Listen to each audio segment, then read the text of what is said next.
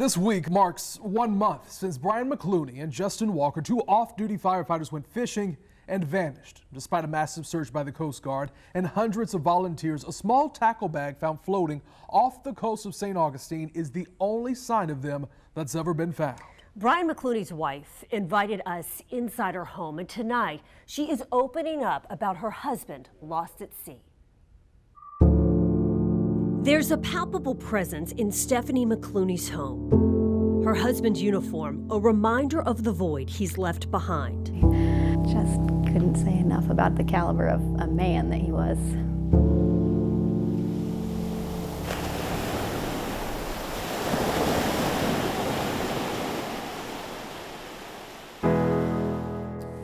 Let's see if I can find the picture that my mom had always said. This is the one where she knew. High school sweethearts. He was the football player and I was the dancer from the dance team. Best friends. He was loyal to a fault. Father to a 6- and 8-year-old. I mean, they were his world. Brian McCluney loved to serve. And then that's him during the push through Fallujah. First in the Navy, then with Jacksonville Fire Rescue. 2 tours to Iraq, Stephanie holds on to his Purple Heart. He never shared the wounds. He just said there was an IED. After he returned from Iraq, he decided to become a firefighter.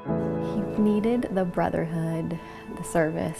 Stephanie introduced her husband to her friend Justin Walker years earlier, and when Brian decided to go to fire school, he asked Justin to join him.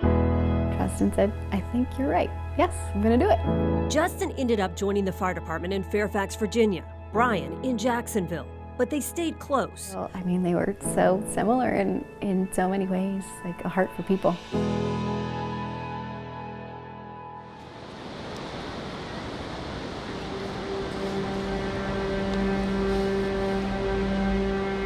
Friday, August 16th, they were headed out of Port Canaveral, where Brian grew up, on a fishing trip in a 24-foot boat that belonged to Brian's father. So his father had passed away about 6 weeks before. Very unexpected, just surprise that rocked the entire family. It was time to sell his dad's boat, but he wanted to make sure it ran and he wouldn't sell it without knowing. He was going to drive back to Jacksonville that night. Really didn't think anything of it because it was a trip that he and Justin had done so many times. But by 5 p.m. that evening, Stephanie could see her text to her husband had not been read. It was quite quickly that we decided it's time to call Coast Guard. The Coast Guard received a report of the overdue 24-foot white Robalo with a black T-top with 2 people on board. The Coast Guard and Jacksonville Fire Rescue, along with numerous agencies and hundreds of volunteers in their own boats and planes, started scouring the Atlantic. 2 days later, a glimmer of hope. Small tackle bag found off the coast of St. Augustine. But it was strategically packed. All the heavy things he'd taken out, he zipped it right back up and dropped it in the water. Like, that was just saying, come get us, we're here. After searching from Central Florida to New England, an area roughly the size of Montana, the Coast Guard made the grueling decision to call off the search after 6 days. We have simply reached a point where our ability to search in a given location are no longer allowing us to search with any reasonable degree or probability of success.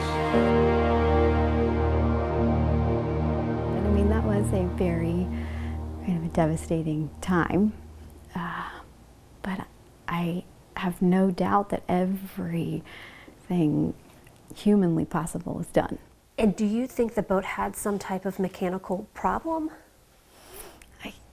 That was my initial kind of gut saying there was something that just didn't go well mechanically, electronically. I don't really know, but that was my gut.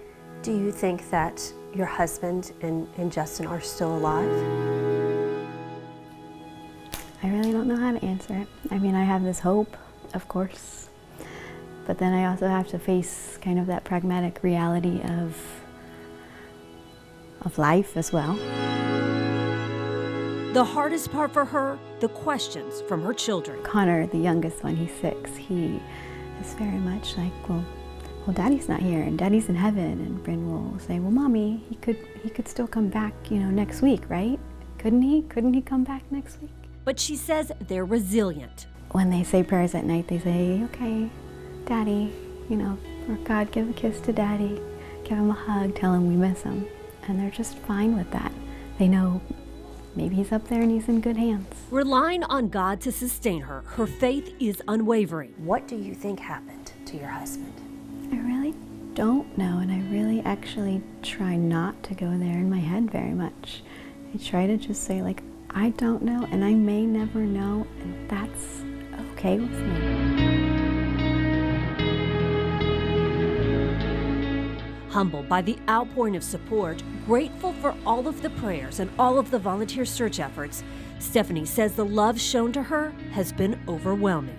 If you ever doubt humanity, don't. I could never begin to say thank you to everybody. Now what she asks for is prayers for her family who misses their hero. So the shell was from a beach trip that we had gone probably last month or so. Everything here is just as he left it, except for this picture frame, which his children have now decorated for their daddy.